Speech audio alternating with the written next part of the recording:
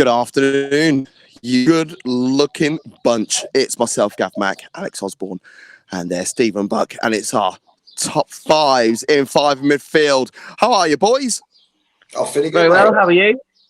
Oh yeah, it's sunny and it's Thursday, so therefore it's happy days. It's Friday tomorrow. Oh my God, that's it. This week we will be talking about our top five fullbacks in the Premier League era, and you'll be able to follow all our social media links down there at To Top Football on all social media platforms. Like, share, click, subscribe, and all that jazz and mataz. Make sure you do it all, because if you don't, we won't be very happy and we won't be able to move forwards very well in life. Right then, who shall we pick first? Let's go with Alex. Why not? Why don't you kick us off? Who's your top five fullbacks in the Premier League era? Top five. Okay, so coming in at number 5 is Lauren. I'm not going to try and pronounce his full name because it's difficult. Let's not do that. But most commonly known as Lauren, he makes my number 5 list at number 5, mainly because he played in the successful Arsenal side of the early 2000s when Arsenal were actually a pretty good team. Back in the day, I remember that. Won numerous league titles, won numerous FA Cups, and Lauren was a big part of that team. You know, he signed from Mallorca for what I thought many people thought he was a midfielder, actually, at the time. And he managed to convert into a fullback. And thinking of modern times with the inverted fullbacks and the way that fullbacks are now being used in the game, he would certainly have the skill set to play in the modern day because his passing was good, his positioning was good, good energy. And he actually popped up with a crucial penalty goal here and there as well. I remember him taking a couple of penalties where it was sort of like raised a few eyebrows, but he certainly did that. And in total, he made over 150 league appearances for Arsenal for 7 years, and he certainly is definitely making my top 5 there. Happy days. I can't really complain with that. Thought you would have gone with a Boué, but that might come up later on in the list. Who's your number 4? Number 4. Okay, hang on. I just got to process what you just said there. Number 4 is Gary Neville.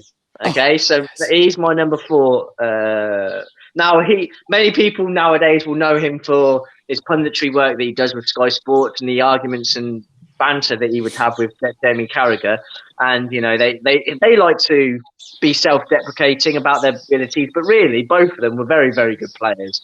Gary Neville, definitely so. I mean, you don't get to play 400 league appearances for Manchester United with being a bad player. You know, yes. I can think of a couple of other players that I've said that about recently, which same applies. But 400 times he played for Manchester United. He played 85 games for England as well. He was a mainstay pretty much from United when he first broke into their team in 1992, the class of 92, they should say, right up until the last year or so. Maybe he didn't play as much, but he was still playing for Manchester United when he did retire mid-season and to start his punditry work. But Gary Neville certainly is in the top 5 fullbacks for me in the Premier League era, especially when you can think of the partnership he had with David Beckham down that right-hand side, United. And Who's your number 3? So number 3 is Branislav Ivanovic. Yeah, now, big Bran. Yes, big Bran. Now he was someone who could play. He could play centre half, but I think that's kind of where people may have thought that's where he was because his physical stature was of a centre half. Now I don't know who was the manager of the time at Chelsea. Certainly saw potential in him playing at right back, but when he got moved there, he took his game to the next level. He was strong. He wasn't necessarily quick, but he was good in the air. He was surprisingly not bad with the football at his feet as well. Very good positionally, and he was just a very good defender. And he come up with a couple of crucial goals for Chelsea. I mean, and he played over 250 times for them in the Premier League over a period of 9 years. And for me, he won numerous titles with them. He won Champions League. He won Europa Cups. He won trophies in Europe. He certainly deserved to be in the top 5 for me. Mm-hmm. Number 2. Number 2, A player who I think nowadays would excel in the Premier League with the current way that fullbacks have been used, but that's Dennis Irwin Yes. of Manchester United. Left foot, right Um, foot. Talk to me about Dennis Irwin. Yeah, left foot, right foot. He could play either left or right back. He could take a good free kick. He was one of He'd the. take pens as I well, think didn't he? Yeah. Yeah, and penalties too. And I think he was one of the first names on the team sheet for Alex Ferguson in the 90s when he played for Manchester United. And he was a big part of the reason why Manchester United dominated English football for a lot of that decade. And he was one of the players which have built the Manchester United brand, you want to call it now. But he was pretty quick. He was positionally sound. He could pass the football. You mentioned about you mentioned about a second ago as well with the relationship between Gary Neville and David Beckham down the right hand side. That relationship was replicated on the left hand side with with Dennis Irwin and Ryan Giggs. Yes, exactly. Yeah. Both. There's no coincidence that Manchester United's strength was down the wings. Well, to be fair, they had strength all over the park, but especially down the wings, it was. Yeah, they had it covered everywhere there, Manchester United, bad down the left and the right. So he was my number 2. Definitely a player that could play in today's game. And he would probably rack up, if he was playing in Liverpool's third side, he'd be racking up similar numbers to what Robertson and Trent Alexander-Arnold are doing right now. Yeah, I don't think there's many arguments with that. And if you don't really know about it, for the younger viewers, go back and watch some highlight reels and go back and have a look at some stats. Dennis Irwin was a real deal, mate. Who's top of your list? Number 1, and to be honest with you, I don't think really it was that close. I think it was sometimes you can come with a top 5 and you're like, oh, I'm not sure which ones, what kind of order to put them in. But for me, the winner was a clear one as day. Got a lot of stick for the move that he did make in the middle of his career, but really it was the best thing for him because I think that he actually became an even better player after his move. And that is Ashley Cole. Yeah. Ashley Cole, he played nearly 400 games in the Premier League.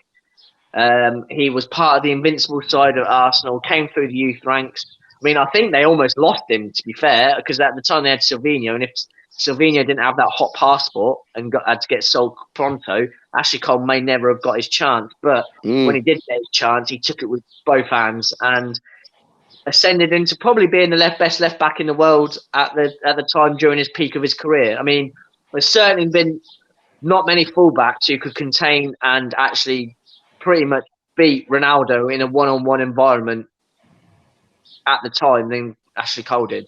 And he played over 100 times for England as well. And I know he is quite a divisive character amongst a lot of fans, but there is no denying that his ability and his talent was unrivaled as a fullback. Yeah, I'll get that. I don't really think I could argue too much with your list. Buck, what about yours? Who's your number 5? My number 5, I went for the best example of the modern day fullback that I can get, which was Trent Alexander-Arnold. I'm surprised that you've actually put him in there so early on in his career. Tell me about it. It's very early. But if you look at the game for the fullbacks has changed massively over the last 10, 15 years. You've gone from being predominantly very defensive based, where they would invert and become almost like a third or fourth centre half, depending on what teams they're playing for. Now they're almost wingers. Yeah. And that development, you've had a variety of fullbacks that have tried it, and perhaps they provide crosses, perhaps they provide a more kind of a pacey outlet. But Trent Alexander-Arnold is the first one in the modern game, really. If you look at his goals, his delivery, it is just incredible what that guy is doing. He's got so much potential. He's going to deliver so much more in the future. It is only the start of his career, but actually for the modern game, I don't think you've got a better example. Future team of the year in, year out in world football. I think not got their example. I don't know whether I'll put him on my top 5 Premier League of all time right now, but in 3, 4, 5 years time, if he stays in the Premier League, he's arguably going to be one of the most decorated and if not the best right back of all time. Right, who's your number 4? Number 4, I went for Gary Neville. G Nev. G Neville. There's a little bit of conjecture about that because if you look at how many games they played, you could probably actually say that Phil had the longer career. I think he actually played more games. Phil Neville won't be anywhere near this anyway, man. But in terms of leadership ability, in terms of what he delivered at international level, in terms of what he delivered at club level, you cannot deny Gary Neville was a great player. So there's that whole thing on Sky Sports where they go, no one really dreams of being the next Gary Neville at fullback. But there's plenty of players out there that wanted to be a fullback and actually wanted to be as successful and as good as what Gary Neville was. He doesn't want to be as good as what he is at management, but as a player, yes, they did. Burn. Absolute burn. Shade from Bucky. Who's number 3? Number 3, one of my favourite fullbacks of the last sort of decade, Seamus Coleman. Yeah. He's appeared already on the show in the bargain bucket. Highly. I think Seamus Coleman is a great. Me too, Stephen Buck. Me too. What a defender he is. And I'll tell you what, right? We before you go on about Seamus Coleman, if you watch the Merseyside derby at the weekend, that is what Seamus Coleman's all about. That is exactly what it's about. He knows exactly where he is. He manages his back foot. I'm taking the shine away from you. Carry on, Buck. I mean, what a player. What a player. Even if you take out the fact that he was bought for an absolute steal, take out the fact that he's perennially in Everton's side and has been consistent for years now. The appearances, the assists, the performances that he puts in. He's a regular 7.5, 8 out of 10 sort of character. He never, ever down. If you took Seamus Coleman and you put him into a more successful side, have a trophy haul to match his ability. His loyalties to Everton are the only reason why he's only 3rd in this list. If he'd have gone to a Chelsea, if he'd have gone to a Man City, if he'd have gone to a United, we've been talking about Seamus Coleman as one of the top 2 fullbacks in the Premier League history. Yes. Big player. Absolute yes. I'll tell you what, Buck. Yes, that's what I'll say to that. Who's your number 2? Number 2, I went for Cashley Cole. Oh, you went with him there. Okay. So, again, great player. We can't deny what he's done, and it was certainly a controversial one that proved really successful for him, really successful for Chelsea as well. Although I do remember the comments from one Arsenal official that quoted that part of the reason why they let Ashley Cole move over to Chelsea was because they had a better fullback coming through at left back that they called Kieran Gibbs. Not quite sure they got the assessment right, if I'm honest. Kieran Gibbs isn't anywhere near Ashley Cole. I don't know where you saw that report, but that report, I'm not buying that. I think that's the first time the top viewers have ever seen me without glasses on at that point. That's how much that shocked me. I had to take them off. It's a shocking one. But no, Ashley Cole was a great player. He's got a ridiculous trophy cabinet to go with it. Yeah. I don't particularly like him as a person. I think he's possibly one of the most egotistical people and arrogant people that I've come across, but you can't deny he's a great player. Fair enough. And who's your top of the tree? My top of the tree, I went for the United legend that is Dennis Irwin. Oh, you went that way. Interesting. So why would you? I was going to say, why would you put Dennis Irwin over Cashley Cole? Purely from the impact and the longevity of that impact that he had for that single club. Dennis Irwin in that team, and we are talking about a United team which was riddled with leaders, brilliant players and huge characters, along with possibly the most charismatic and powerful, successful manager that we've ever seen in the Premier League. If you weren't a strong character, forget getting inside, you wouldn't even get in the squad. Dennis Irwin, as Alex has already said, was number 1 for Sir Alex Ferguson on that team sheet every single week. He was massively underrated, but actually pivotal to that side. A natural leader, went about his job brilliantly, and actually I don't even think he's ever missed a penalty. I don't think he has. Off the top of my head, I don't think he's missed one. So yeah, So for me, Dennis Irwin just was the epitome of what a good centre half was. And as Alex already said, you could lift Dennis Irwin out of the 90s, stick him into the modern game now, and he would be a perfect inverted fullback. Perfect. Yeah, very, very good. Okay, I like that. Right. The anchor man, Gav Mack, with his top 5. Number 5, I've gone with Ian Hart. Ian Hart, we haven't had a Leeds reference yet, so we need to have a Leeds reference. No. Somehow that maybe that's the reason why he's made your top 5. no, the reason I could have had Gary Kelly. No, but Ian Hart, I think he took his mould from Dennis Irwin in terms of free kicks. I'm not saying he's anywhere near Dennis Irwin. It's just my personal favourite top 5 this list. I feel that Ian Hart was part of that Leeds side which could have gone on and won a title, almost won the Champions League. They weren't far off it. They could have got to, they got to the semi-final of the UEFA Cup as well in 2000. Their back 4 was very astute, and he was part of that. And as well as bombing down the left-hand side and whipping brilliant balls in the box, he was also great at dead ball situations as well, corners, free kicks, pens. Ian Hart, I think, is one of the most underrated fullbacks to play in the Premier League. Number 4, I've gone with Dan Petrescu. Dan Petrescu, people don't talk about him, and I want to know why. Because Dan Petrescu has won 4 major honours with Chelsea at a time when Chelsea were, you could argue, they were in a bit of a transition. They won the Cup Winners' Cup, which isn't an easy competition to win. They won the FA Cup in 2007. They also won the European Super Cup against Real Madrid with Dan Petrescu in it. And also, I must add that they did a Premier League all-time 11.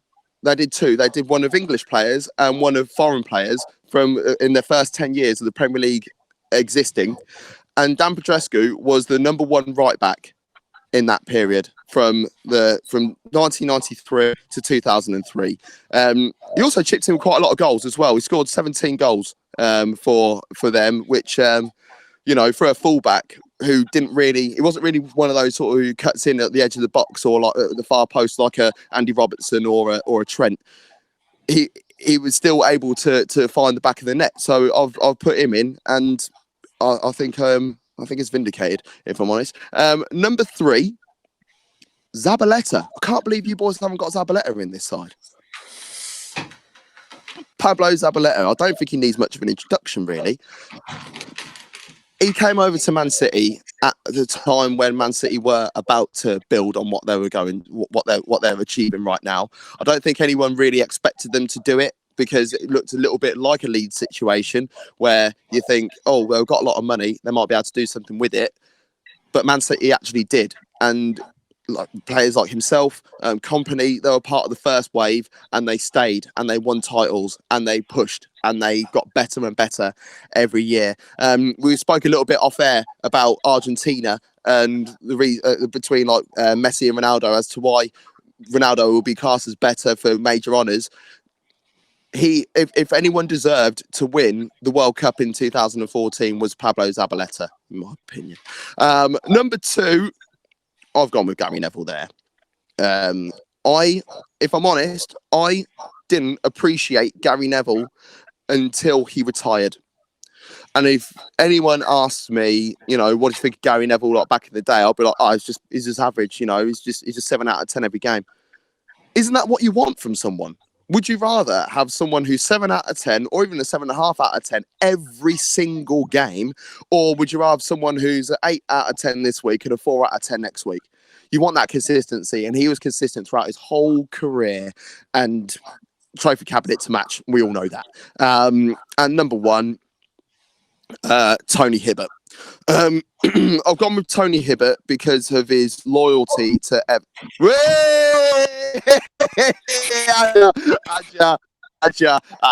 it's actually cold. Oh, your faces were an absolute picture. Hey, look, you can follow us on. Back down the route of Pele's a fraud again. No, Pele is a fraud. We all know that. No, I did like Tony Hibbert just because he was there all the time, but he wasn't very good. But yeah, Cole has to be number 1. in my opinion and in my lifetime, he is the best left back in my lifetime. People will say, "Oh, what about Maldini?" Maldini and him, it's so hard. It's literally like it's closer than the Brexit referendum for like, to work out who's better. So I would then put Maldini at centre half just to make sure that he is in my side, and he's very comfortable playing centre half. Therefore, I would be able to play Ashley Cole at left back, best left back ever. In my opinion, as I said. But yeah, you can follow us on all social media. As I said before at the beginning of the show, all our social media links are coming up at the bottom of your screen right now. If you're listening to the show on anchor.fm, you are able to click on the links above and they'll take you straight to all of our social media pages, which is pretty clever from them as well. And if you've got an idea for a top 5, let us know. Drop it in the comments. You know, throw your 2 quids worth in. Do you agree with our list? What order was your being? Hey, look, for myself, Gav Mack and Alex Osborn. Oh, Gav Mack and Alex Osborn. Oh, forgot about you, Bucky, and Stephen Buck. Thank you. And good night.